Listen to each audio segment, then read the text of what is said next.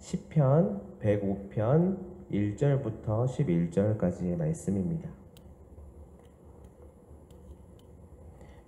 시편 105편 1절부터 11절까지의 말씀입니다. 우리가 잘 알다시피요, 우리의 믿음이라고 하는 것은 우리의 눈에 보이지 않습니다.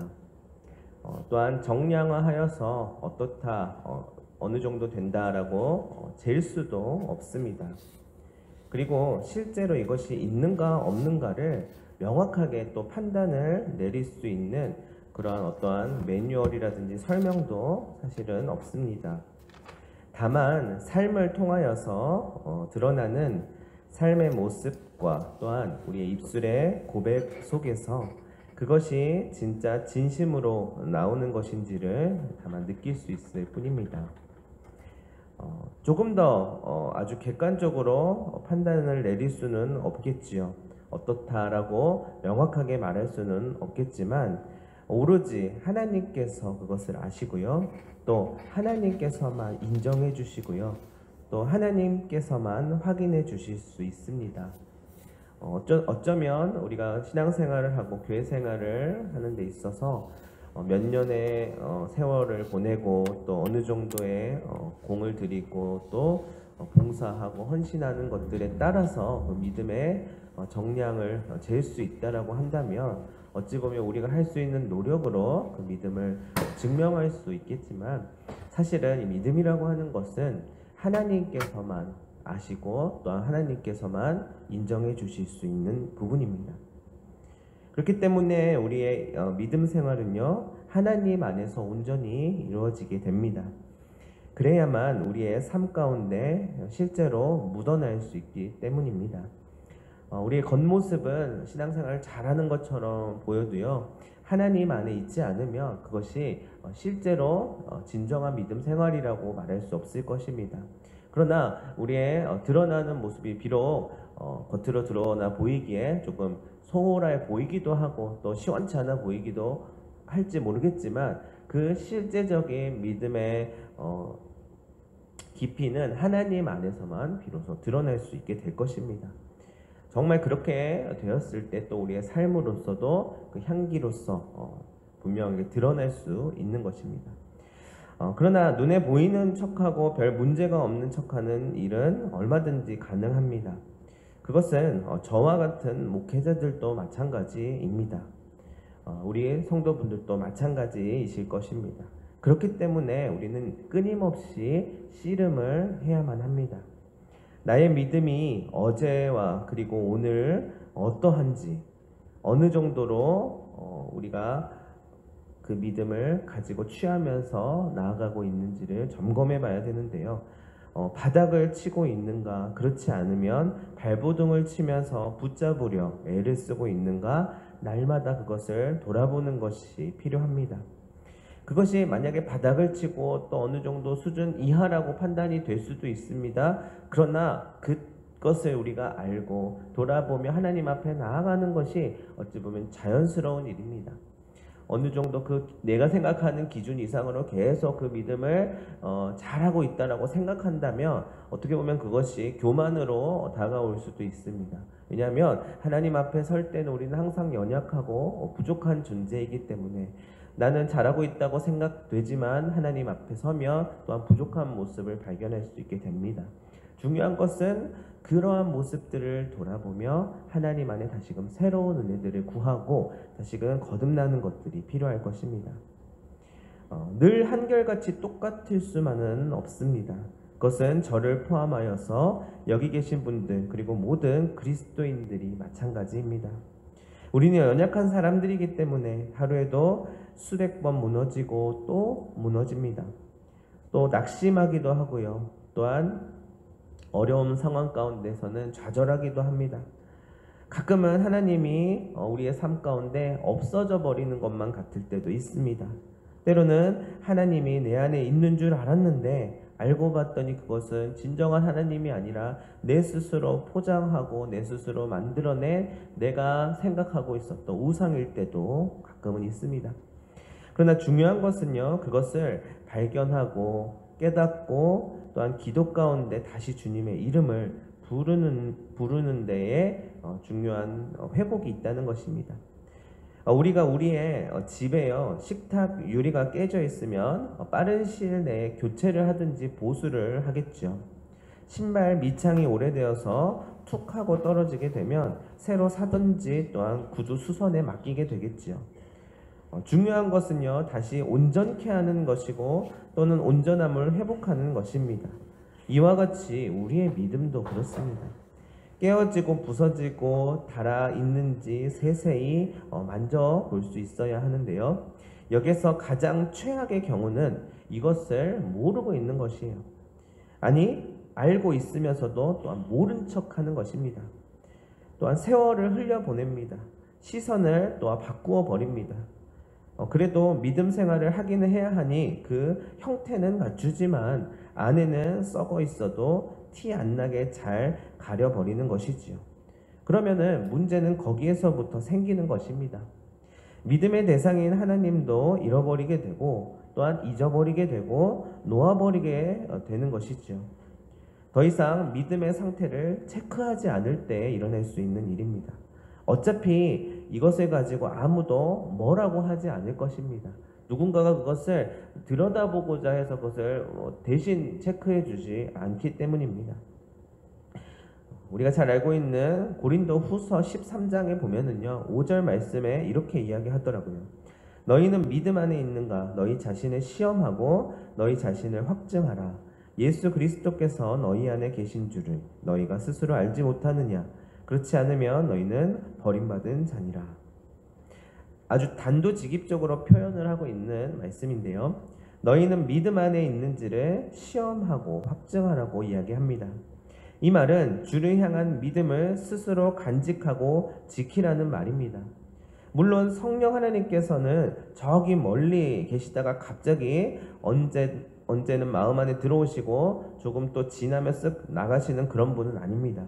늘 우리 안에 우리 곁에 계십니다.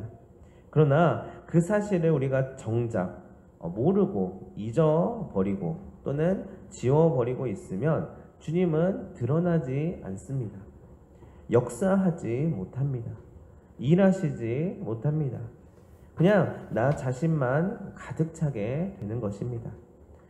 그러고서 하나님을 믿는다고 착각하고 있으면 그 사람이 믿고 있는 하나님은 자신의 안위와 안녕만을 보장해주고 안정감만을 심어주는 어쩌면 만들어진 신이 되어버리는 것입니다.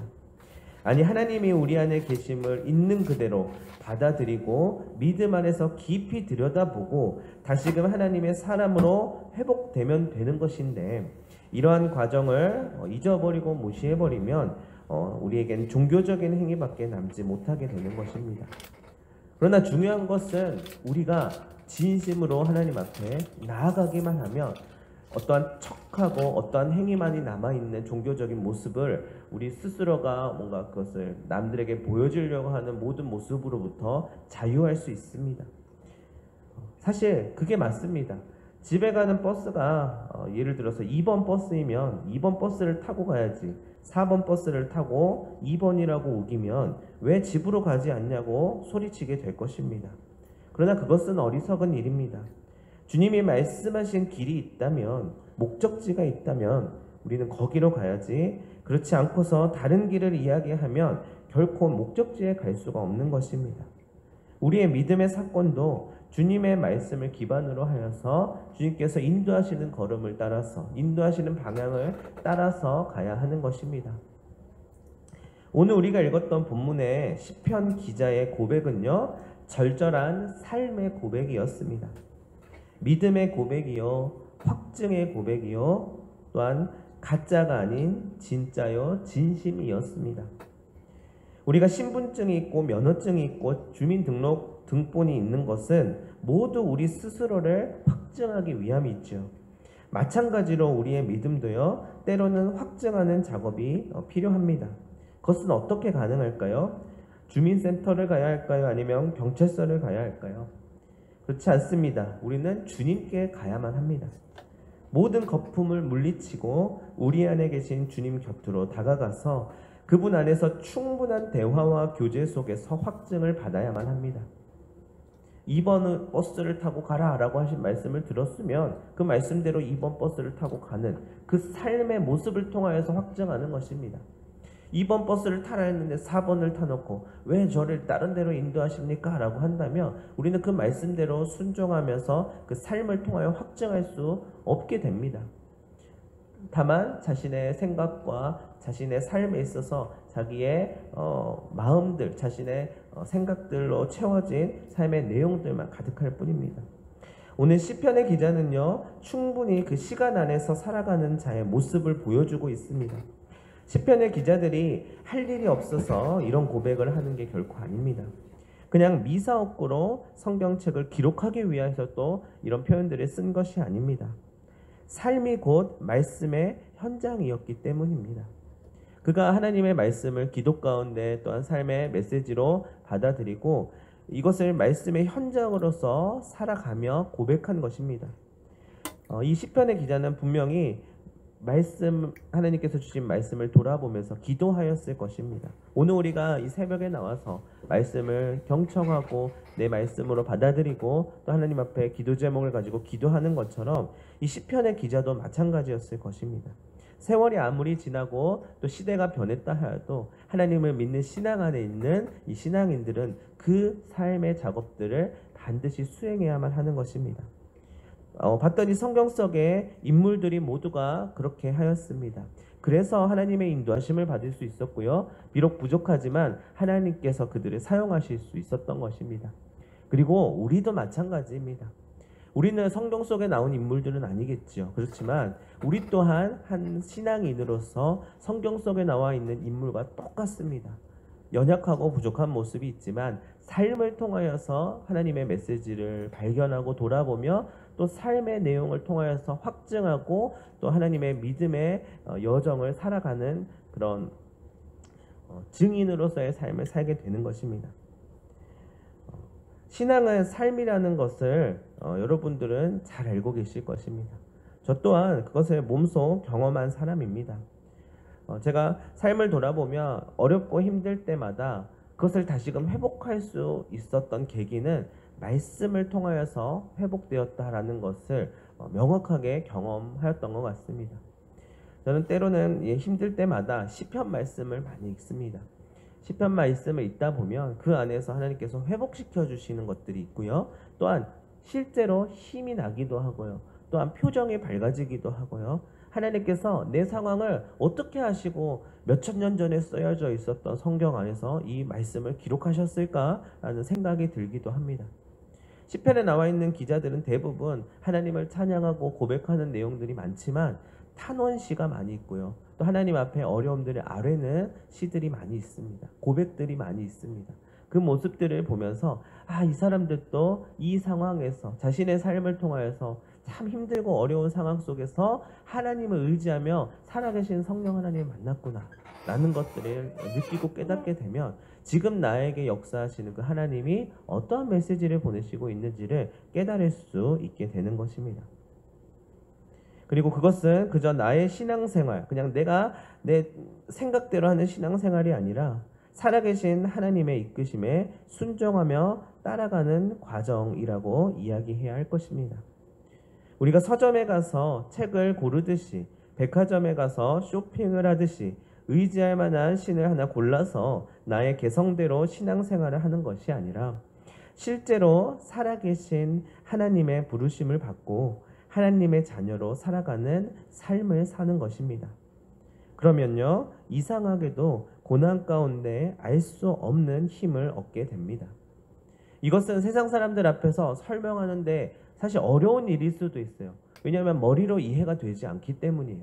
똑같은 상황을 지나더라도 머리로 이해했을 때 이런 상황을 만나면 기도하고 말씀 보고 찬양하며 하나님 앞에 나아가는 것은 머리로 생각하면 어찌 보면 어리석은 일일 수도 있습니다. 그러나 이것은 믿음으로 나아가는 것이죠. 삶으로 증명하는 것입니다. 그럴 때에 살아계신 하나님께서 내 머리로 만들어서 어떨 때는 그것이 유용하고 유용하지 않고를 나타내고 증명해도 되는 부분이 아니라 살아계신 하나님께서 실제로 역사하심을 통하여서 이 믿음이 거짓 믿음이 아니고 진실되이 나아가는 자에게 임하시는 살아계신 하나님의 역사하심이라고 하는 것을 이 시편의 기자처럼 찬양하고 고백하는 것을 멈추지 않게 되는 것입니다. 여러분, 신앙생활은요, 실제로 삶을 통해서 느끼고 경험하고 깨달은 바를 고백하는 것입니다. 여러분들에게 있어서 오늘 이 새벽에 또 하루하루 하나님 안에서 살아가시는 모습은 어떠하십니까? 누군가가 그것을 판단하고 정량할 수는 없지만 우리 하나님께서는 알고 계십니다. 하나님께 나아가 하나님께 고백하고 하나님께 우리의 마음을 토로하고 또 하나님을 찬양하면서 담대히 나아가는 여러분들 되시기를 바랍니다. 여러분, 신앙은 한마디로 말해서 고백입니다. 고백하고 시인하고 마음으로 받아들이고 찬양하고 그다음 나아가는 것입니다. 우리 예배당에서만 찬양하고 그 말씀을 받아들이고 삶에 나가서는 똑같이 그 어려움 속에서 내 생각과 세상의 이치를 따라가면서 또 괴로워하면서 사는 것이 아니라 하나님의 말씀을 내게 주시는 말씀으로 받고 하나님께서 이렇게 인도하시는구나 하면 삶을 통하여서 이렇게 인도하시는 걸음을 가야 하는 것입니다. 그럴 땐 용기가 필요합니다. 담대히 나아가는 담력이 필요합니다. 그것은 내 힘으로 할 수 없는 것입니다. 그때에 고백하는 것입니다. 하나님 아버지 도와주세요. 나와 함께 해주세요. 이러한 문제들이 있는데요. 내가 그것을 어떻게 헤쳐나가야 할까요? 나에게 지혜를 주시고요. 나에게 뭔가 사인을 주세요. 기도하며 나아갔을 때에 반드시 하나님께서 주시는 응답을 경험할 수 있게 될 것입니다.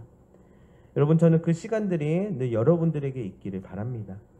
우리의 지금까지 신앙생활 중에서 혹시 그 과정이 조금 소홀해졌거나 텅 비어 있다고 느껴지신다면요, 그렇다면 이제 우리가 확증해야 할 시기가 온 것입니다. 더욱 그리해야 할 때입니다. 여러분들이 누구인지 확실하게 하실 때가 된 것입니다. 내가 하나님의 자녀요, 하나님의 믿음을 가진 자요, 또 하나님께 나아가는 비록 연약하지만 하나님을 사랑하는 자라는 것을 삶을 통하여서 증거하는 여러분들 되시기를 바랍니다. 그렇다면 책망과 질책이 아니라 도리어 영광과 생명이 있을 것입니다. 주님께서 확증해 주시고 회복하게 하실 것입니다. 그럼 삶이 달라지고 또한 문제가 풀려 나가는 역사가 있을 줄로 믿습니다. 오늘 여러분의 마음 가운데 이러한 결단이 되시기를 간절히 소망합니다. 여러분들 안에 있는 기도 제목들이 있으실 것입니다. 그 기도 제목을 하나님께 가지고 갈 때에 내 안에서 역사하시고 날마다 하루하루 내게 응답하여 주시는 그 하나님을 믿음으로써 어찌 보면 여러분들을 살아온 삶의 내용들과 경험들을 통하여서 미리 판단할 수 있을 만한 그런 삶의 모습들이 충분히 있을 수 있습니다. 삶을 여정을 오래 살아가신 분들은 또한 그 삶의 오랜 기간 동안의 경험들이 있기 때문에 그 데이터가 있기 때문에 그것을 의지할 수 있고 의존할 수 있습니다. 그러나 그럼에도 불구하고요, 우리의 한치 앞을 우리는 알 수 없습니다. 우리 앞날을 우리는 알 수 없습니다. 당장 내일, 당장 5시간 후, 3시간 후, 1시간 후, 당장 5분 후도 우리는 어떠한 일이 있을지 모르는 그런 삶을 살아가고 있지 않습니까? 그러나 하나님께서 우리와 함께 하심을 믿는다면 우리의 삶을 인도하시고 또한 나의 삶의 문제들과 항상 있는 그 어려움 가운데서 오히려 강하게 드러나시고 진하게 드러나시면서 살아계심을 증명하시며 내 삶을 통하여 하나님의 영광을 드러내시고 또한 내가 하나님의 사랑받는 자녀라고 하는 것을 반드시 깨닫게 하실 것입니다. 여러분, 이 작업은요, 우리가 죽을 때까지 해야 합니다. 삶의 모습이 끝날 때까지 우리는 그 하나님만 붙들면서 가야 합니다. 그리고 마침내 우리의 목숨이 끊어질 때 우리가 붙잡아야 하는 것은 내가 그렇게 살아오면서 의지했었던 그 주님의 이름을 부르면서 그 주님의 손을 붙잡아야 되는 것입니다. 그럴 때에 비로소 하나님의 얼굴을 배웠고 하나님의 영광에 참여하게 될 것입니다. 여러분, 이 일을 소홀히 하지 마시고 이 일을 끝까지 붙들면서 정진해 나가시고 또한 연약하면 연약할수록 하나님을 의지하는 하나님의 복된 자녀들 되시기를 바랍니다. 우리 시간 합심하여서 같이 한번 기도하도록 하겠습니다. 먼저는 말씀을 돌아보면서 기도하였으면 합니다. 하나님께서 우리에게 주시는 그 믿음의 고백을 하는 믿음의 자녀들로 세워주신 그 자리에서 그 부르심에 응답하며 오늘 또 하나님 앞에 담대히 나아갈 수 있게 해달라고 기도하였으면 하고요. 또 우리 교회 공동체를 위하여서 기도하였으면 합니다. 우리 교회 공동체가 가장 필요한 것은 하나님께 나아가는 자로서 진실된 모습으로 나아가는 자로서 서는 것입니다. 그 믿음을 갖게 해달라고 기도하였으면 하고요. 또한 우리 고통받는 이웃들과 환우들 그리고 하나님 나라를 위하여서 우리 같이 한번 합심하여서 기도하였으면 합니다. 우리가 이 시간 기도할 때에 주여 한번 외치고 함께 기도하도록 하겠습니다.